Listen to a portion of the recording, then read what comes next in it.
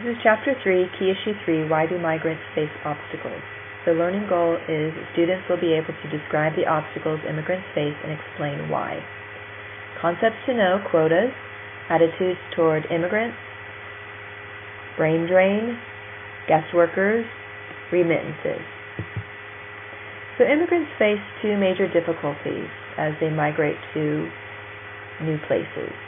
First is gaining permission to enter a country. That would be a visa, which would be the documentation of a stamp in a passport that would be granting permission to enter the country. The other would be dealing with the hostile attitudes of citizens of that country once they enter that country. So first we'll look at the immigration policies of host countries, specifically quota laws. A quota is the maximum number of people allowed to immigrate to a country annually, and these are set by the government of countries. We'll look specifically at the United States, at several of their quotas and how it changed over history.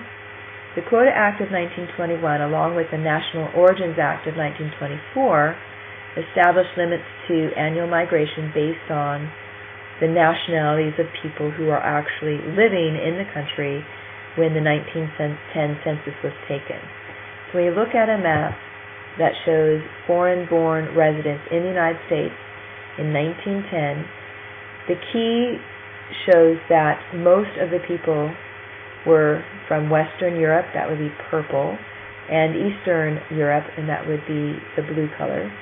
You have a few pockets of Latin American migrants, and that would be mostly in the Southwest, Canadian migrants from Canada, from in the Northeast, but the majority of foreign-born residents were from Europe. So these two acts, the Quota Act of 1921 and the National Origins Act of 1924, were meant to ensure that all the migrants, or most of the migrants that were coming during this time, were from Europe. Then in 1965, these country quotas were eliminated, and then shortly afterwards, the country quotas were changed to hemisphere quotas. So you had 170,000 migrants were accepted from the Eastern Hemisphere and 120,000 accepted from the Western Hemisphere. 10 years later, those hemisphere quotas were done away with, and there was one global quota of 290,000 with a maximum of 20,000 per country. Currently, the global quota is 620,000 with a maximum of 7% per country.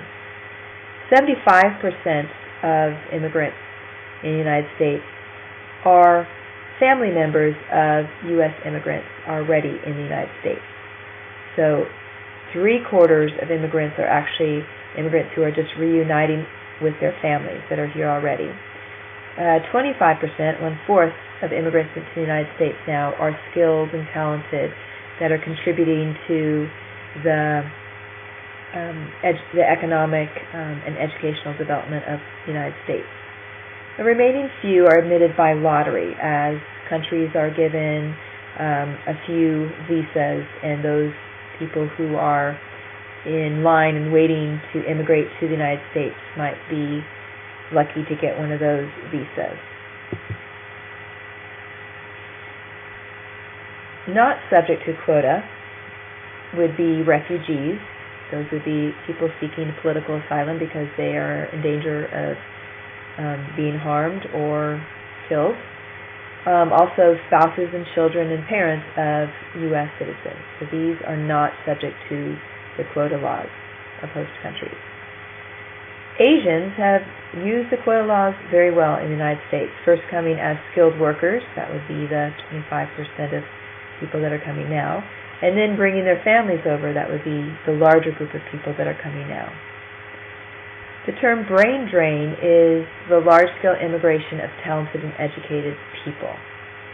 Countries, often LDCs, are losing their skilled workers to MDCs, as immigrants from these LDCs want to go to countries that will give them great economic opportunity for them and their family. They want to improve their standard of living. So this is a shame for the LDCs who are losing these talented people. For example, 84% of college-educated Haitians live outside of Haiti. So Haiti misses out on these talented and educated people as they leave their country. Temporary migration for work. Guest workers are people who come to a host country and are given a guest worker permit to work in the country that they are coming to. So these guest workers are protected by labor laws. They often fill low-skilled, low-status, low-paying jobs that the nationals don't want to do, such as janitorial work.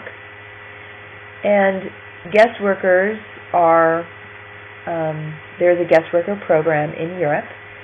And so people come from Africa, the Middle East, Southern Europe, Eastern Europe, and Asia, and they migrate toward and get into guest worker programs in the northern and western parts of Europe, such as United Kingdom, Netherlands, Belgium, Luxembourg, Switzerland, Germany, Denmark, Norway, and Sweden. So these guest worker nations, countries that are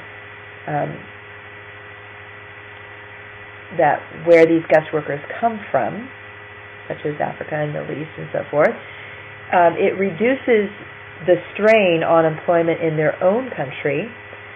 So often these countries are in a demographic transition 2 stage where they're growing rapidly, population, or maybe in a stage 3, but still growing in population because of the concept of demographic momentum.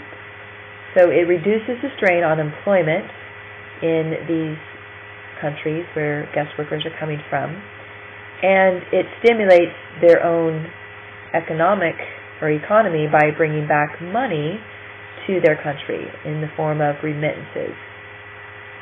So as the guest workers gain money, earn money, they send that money, some of that money, back to their family members in their home country, which helps those home countries, their economy.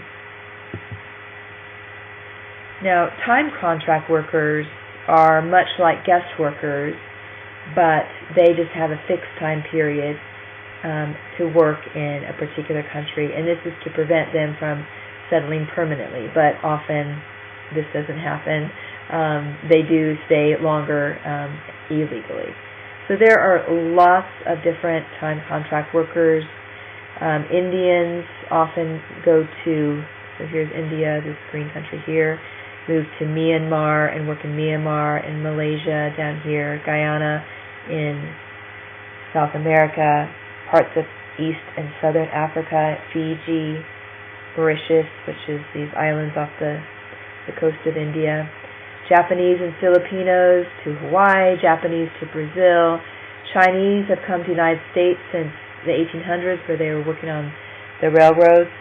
Also all over parts of Asia, moving to a lot of Chinese in Singapore, which is the tip of the Malaysian Peninsula, Malaysia, Thailand, Cambodia, Laos, Indonesia down here, the Philippines. So you see Chinese all over Asia.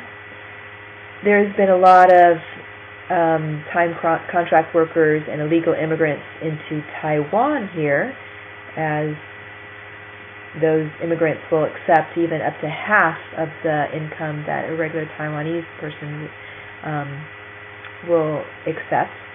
Many migrants come from South Asia, India and Pakistan, Nepal, and go to work in the oil industry here in the Middle East, in Saudi Arabia, in Bahrain, and United Arab Emirates, and so forth in these areas too, in the Middle East.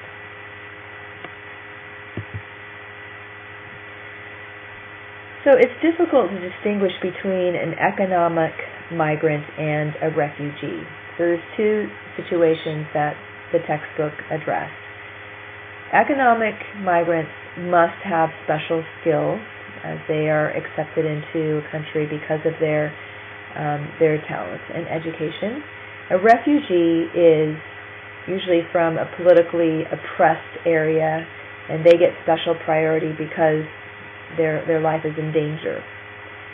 So immigrants from Cuba, people leaving Cuba during the 50s, 60s, and around that time, they came from Cuba. They came leaving the port of Mariel. So this time period in immigrants coming from Cuba was called the Mariel Boat List, because immigrants were fleeing the communist country of Cuba that was friendly with the Soviet Union. And the United States accepted these immigrants from Cuba because at the time the U.S.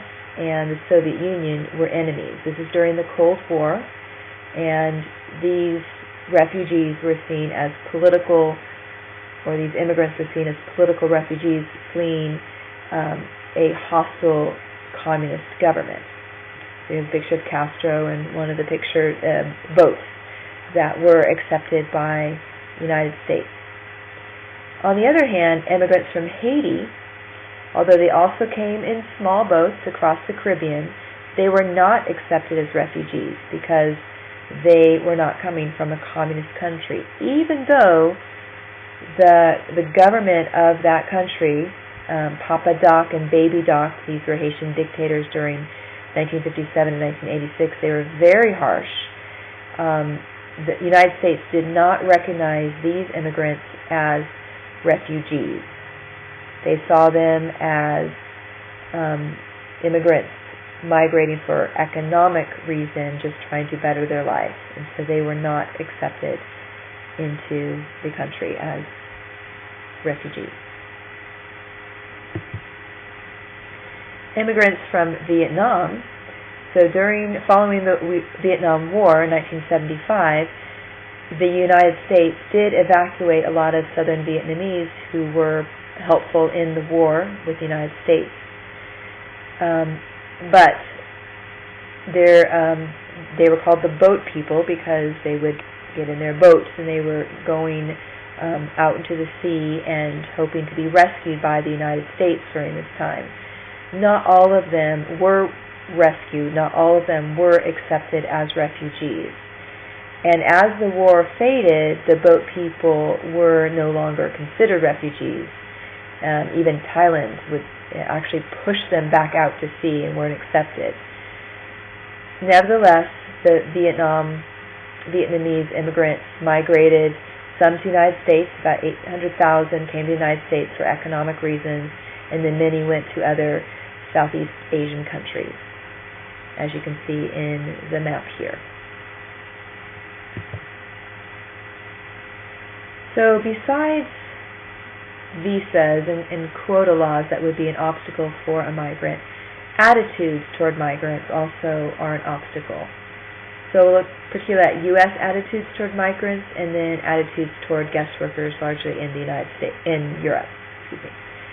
So while the migrants were coming to the United States and they were helping the United States settle the western parts of the United States and manifest destiny and filling up that part of the land, the United States really tolerated immigrants. They accepted them because they saw them as purposeful in helping to settle the western lands. But later, people tended to think that immigrants were inferior. In a 1911 poll, people believed immigrants were inferior, and the people that they thought were inferior during this time were the immigrants that were coming at that time, the new immigrants. And these were immigrants from South and Eastern Europe during the early 1900s, which would be the third peak of the 18th or 19th century migration era from Europe.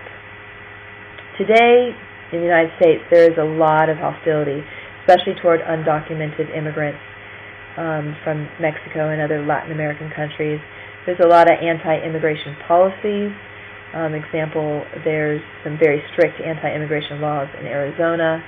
and other states in the United States.